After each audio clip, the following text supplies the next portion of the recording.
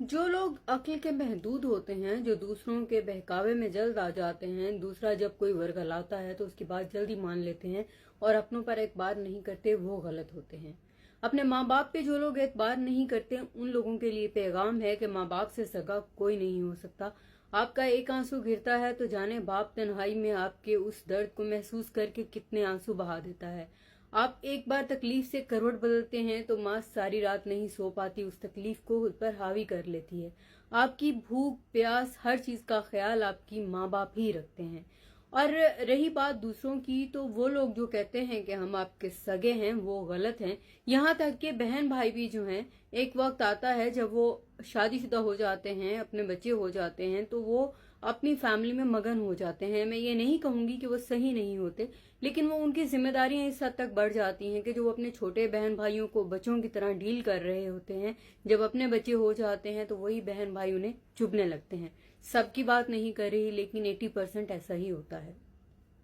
Anyways, जो लोग इस तरह दूसरों के बहकावे में आ जाते हैं, उनकी अक्ल बड़ी महदूद होती है, क्योंकि वो तस्वीर का सिर्फ एक रुख देखते हैं, कभी पूछते नहीं, कभी सवाल नहीं उठाते, कभी कुछ सच जानने की कोशिश ही नहीं करते। और ऐसे लोग न सिर्फ अपना नुकसान करते हैं, बल्कि अपनी फैमिली का भी नुकसान करते हैं।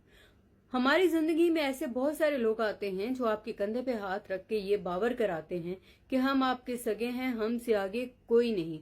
जैसे कोई लड़का, नौजवान लड़का बाहर आना चाहे तो जिस आदमी ने उससे पैसा कमाना है तो वो उससे इस हद तक स्टोरी सुना देता है कि वो बच्चा अपने माँ बाप के खिलाफ भी हो जाता है और उनसे जबरदस्ती करके, उन्हें इमोशनली ब्लैकमेल करके, न जाने उनका क्या कुछ बिकवा के परदेश पहुंच भी जाता है।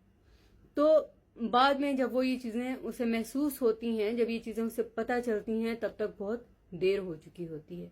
माँ बाप से बड़ा रिश्ता कोई नहीं। उनकी इज्जत कीजिए, उनकी कद्र कीजिए। जिनके माँ बाप हयात हैं, उन सबको सिर्फ इतना कहूंगी कि माँ बाप आपके दुश्मन नहीं होते, उनकी सुनिए, उनकी मानिए। और अगर कहीं लगे कि कुछ गलत है जो आपको समझ नहीं आ रहा, तो उनसे सवाल कीजिए।